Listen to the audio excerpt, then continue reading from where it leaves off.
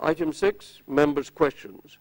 Can I ask the members who wish to ask supplementary questions stand up and state clearly supplementary, and also that any supplementary questions are put forward briefly, and given we've got a long agenda, very briefly. So, Councillor Osborne, number 1. Question number 1 to the leader, please. Mr. Mayor, I thank Councillor Osborne for his question, and the answer is as printed in the answers. Mr. Mayor, one point that I'd like to draw the colleagues' attention to is the fact that what happened last May across the river in Hammersmith and Fulham became quite a seminal moment for local government, where one thought that you could do a deal across other authorities, mindful of the sovereignty of electorate to change the administration, but that well-crafted, well-researched deals between local authorities in the best interest of local residents would endure. Unlike that expectation, of course, what happened was that Hammersmith and Fulham changed the landscape that had been previously settled. And that is a lesson against which, that is the background against which we make our decisions about Richmond. That informs us greatly. Can I ask the leader, if later on this evening the decision of this council is not to set up a wider and more far-reaching review body on these proposals, and if the opposition were to set up its own review body on these proposals, along the lines of, for example, of our Council Tax Commission during the course of last year, will the leader allow members of the Conservative group on this council to participate, or will he forbid them from doing so? Mr. Mayor, Councillor Osborne has great hopes for his commissions whenever he sets them up. Obviously, the electorate didn't share that great hope, and I'm afraid that not many of us on this side understood what it came up with. He also obviously thinks that I have far greater powers than I actually do. I don't control my colleagues in the way he thinks I control my colleagues. They are councillors of the majority side, charged with the duty of implementing the manifesto on which my colleagues were elected. If my colleagues want to do, in addition to that, other things, they are free agents to do so. So I'm afraid I'm not in a position to answer his question. It is a matter for my colleagues to decide what is in the best interest of the Conservative Party and their commitment to the residents. And if they feel that they can discharge those duties by doing other things, then so be it.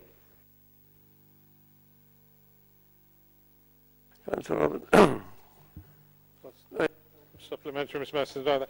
Mayor. What does the leader make of the experience of Vale of Whitehorse and South Oxfordshire, and indeed Reading and Bromsgrove? Has he looked at those in the same detail as Hammersmith and Fulham, and what has he learnt from those examples? Well, I'm grateful to Councillor Grimston for his question, and in fact more grateful to Councillor Heaster for his interjection. I am leader of this council. I have to look at what works best for this borough. The lessons of what happens in London are more appropriate and more relevant, and therefore it's right that we should read and study those first. But I've also seen presentations made to the respective two councils at Redditch and Bromsgrove, and sure, you know, if there are things there that apply here, then like in a jackdaw fashion, we will pick what works for us. If it doesn't work for us, we will not. Once it has always done what works best for Wandsworth and its citizens, and there are no boundaries to good ideas. If they come from elsewhere, I'll take them. But primary duty is to learn from lessons close by. Councillor Osborne. Question number 2 to the leader, please.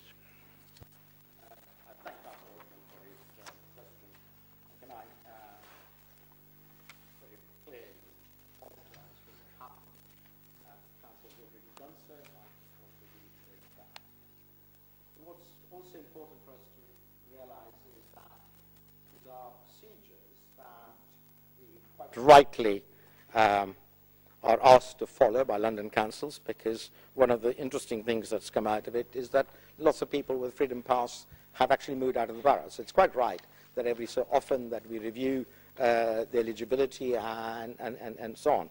After all, we owe it to all our residents that we are getting best value for this deserved concession. On this occasion, I think things didn't work out as well as they should.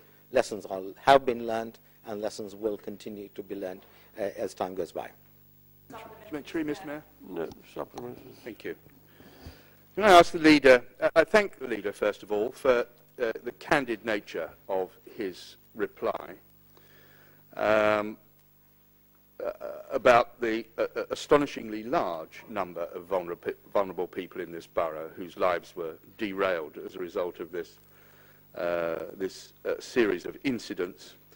But is he aware that there are still residents out there who applied for their passes before Christmas, have not received them, and yet they have received letters from the council telling them to apply? And does he agree that the system still seems to be in a state of meltdown as a result? I take Councillor Osborne's word for what he's just said. I'm not personally aware of that scenario. I sort of say that I always like colleagues on both sides to raise matters of great personal concern to the residents at the time when it is a matter of great personal concern to the resident, rather than wait for a council meeting for an opportunity to make the point. So I'd hope that every time somebody draws attention, Councillor Osborne's attention to something like this, that he would instantly, immediately get in touch with the council offices so that the matter can be addressed. But if what he says is the case, I am sure officers here who are listening to it will make sure that it's on their agenda for tomorrow morning. Councillor Usher.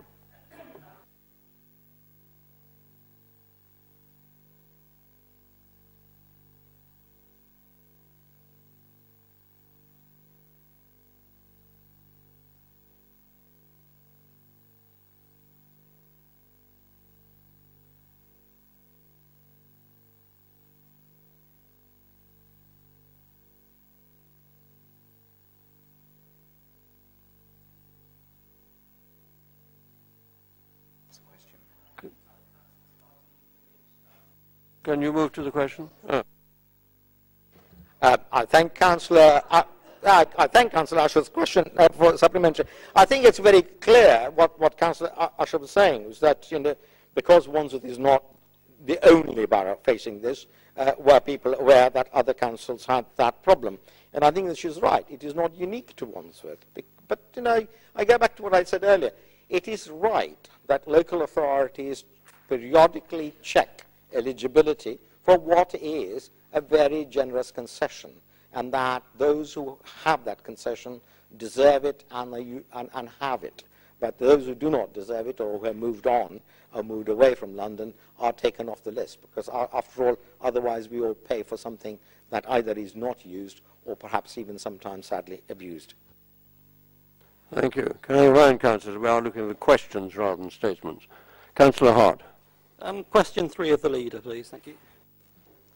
I thank Councillor Hart for his question. I think Councillor Hart is absolutely right in sort of drawing attention to the fact that this is a council that performs rather than talks.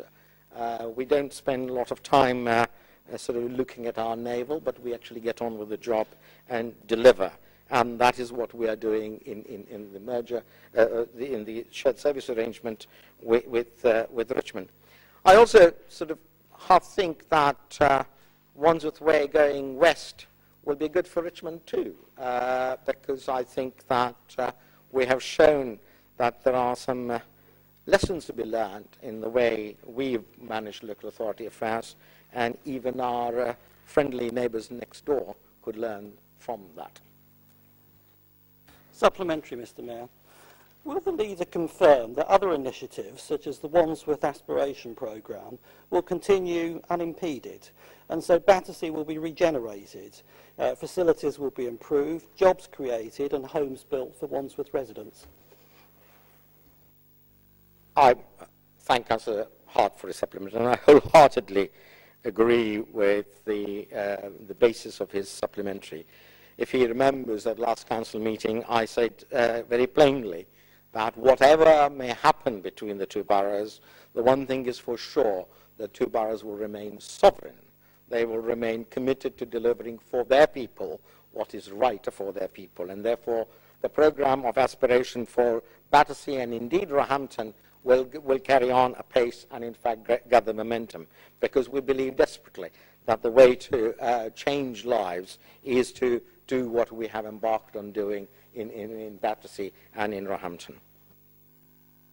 Yes, Councillor Ambash.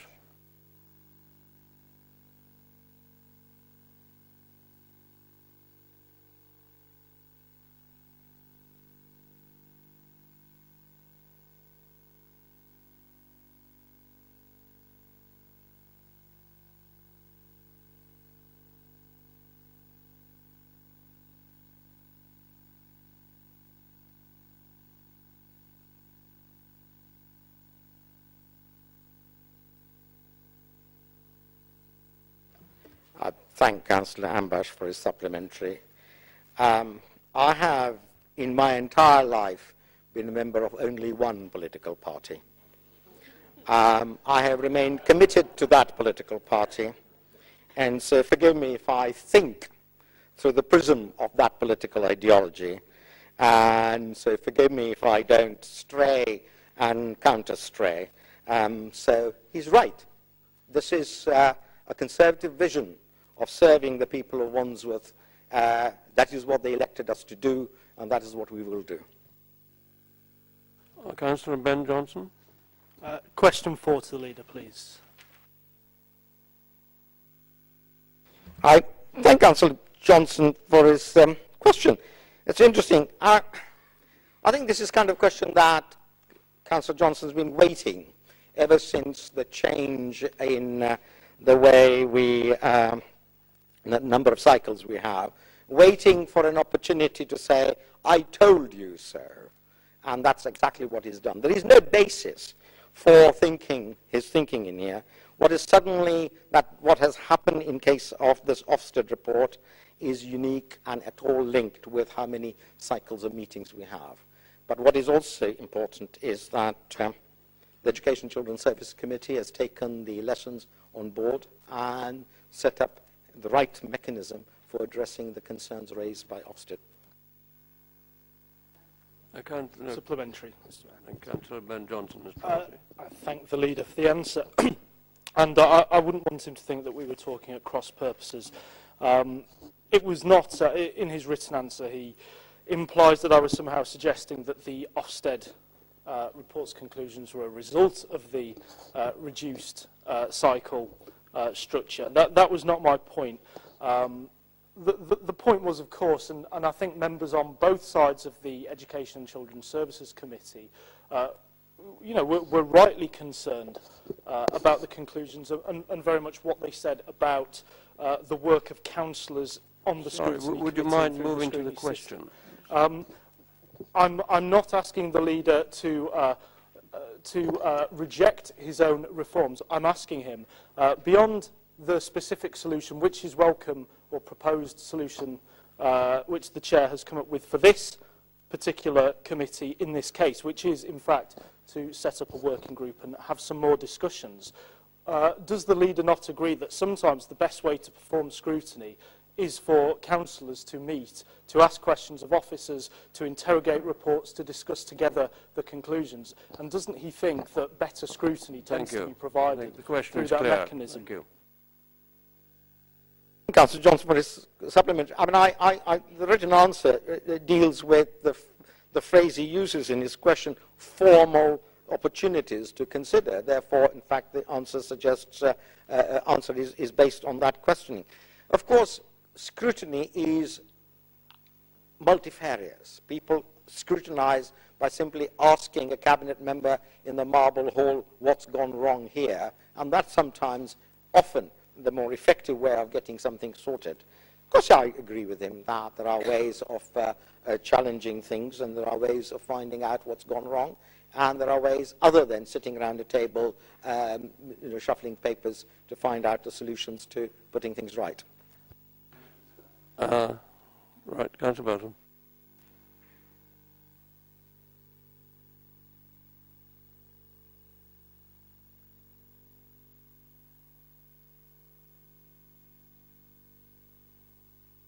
Was probably a good idea, but one of the points that came out was that the only consideration of lifelong learning so far has been 3 paragraphs in an annual report covering the whole of education and children's services, and implicitly, and I hope I'm not putting her in it, fairly explicitly, the executive member recognised that this was just a little impossible for the Scrutiny Committee to handle, because the Scrutiny Committee had too much to do and too few meetings. Yes, do you want It's quoted on this, and I don't recall actually ever discussing the scrutiny of adult education with Councillor Belton. Well, I wasn't at the meeting on Monday, so whoever's making that assumption. There are a lot of complicated issues in the Children's Services Department, and if any member in this chamber thinks by sitting round a committee and agreeing papers is the way to scrutinise some of those services, they are very much mistaken. There's an awful lot more done, and just the fact that there are 3 paragraphs in the APQR does not mean that service has not been scrutinised, and that there have been various meetings at officer level with myself and everybody else. That's not to say that Ofsted don't actually have an interesting point on this particular issue, but to think that councillors can actually, just at a committee meeting, scrutinise everything that is done within the council is ludicrous. Thank you. Councillor I think Councillor Mrs. Trace's explanation does 2 things. One is that it says that Councillor Belton's supplementary was on the wrong premise. He says that she said something, she wasn't there to say it, so that's one thing. The other is that it suggests to me, and this is Councillor Belton's supplementary, it's one of those sort of things, never mind the quality, just feel the width. So let's see how many meetings you have, it doesn't matter what you talk about. Councillor Jane Cooper. Question number 5 to the Leader. I thank Councillor Cooper for her question. This is the announcement of the housing zone status for Clapham Junction all the way from Clapham Junction to Battersea Riverside is perhaps one of the most exciting things to happen in this part of Battersea. And I think our housing action zone is perhaps one of the most ambitious of the 9 announced by the Chancellor and the Mayor earlier. And several things going for it. We have overwhelming support of local residents in our plans to transform that area, which will deliver more housing, better housing, all types of housing, and housing for all. I think added to it is that we will have a new pedestrian and cycling bridge across the Thames, for something that I know that the Member of Parliament for Battersea, Jane Ellison, has been campaigning ever since she was elected.